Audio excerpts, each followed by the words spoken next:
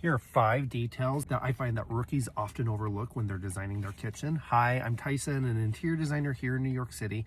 And if you're planning on taking on a kitchen remodel yourself, you can totally do it.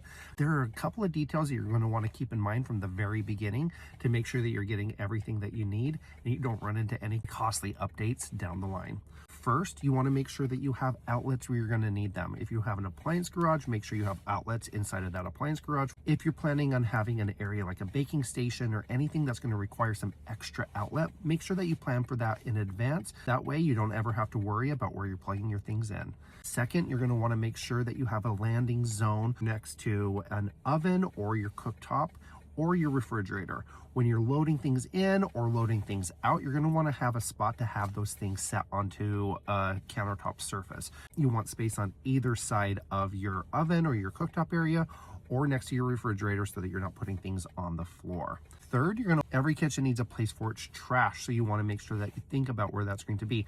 Personally, I like to put a trash pullout next to the sink, but there's a number of areas, even if you want something that's standalone, make sure you have a spot to put that.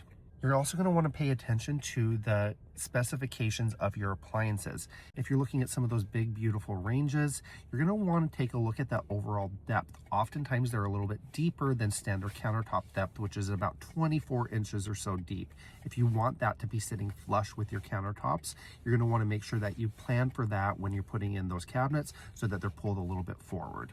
And on top of that, you're going to also want to make sure that you pay attention to the width clearances on the specification sheet. For a refrigerator, for example, even if it's 30 inches wide, oftentimes you need about 34 inches of space for those doors to be able to open fully and to gain full access into the interior. Make sure when you're looking at your appliances that you're not just looking at the overall dimensions of the appliance.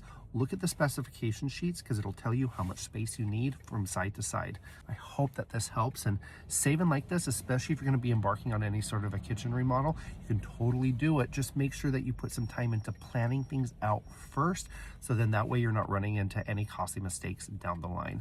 You can always follow me here for more advice like this. If you want to work together, we totally can. Reach out to me, tell me about your project, and let's see what magic we can create together.